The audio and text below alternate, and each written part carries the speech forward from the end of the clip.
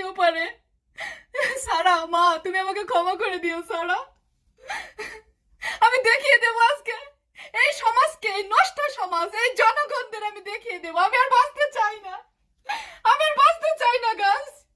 সারা, তোমার পাঁচটা বাবা আছে, যে কোনো একটাকে চুজ করে বাবা বাবা বলে, আব্বু আব্বু বলে ডাকো।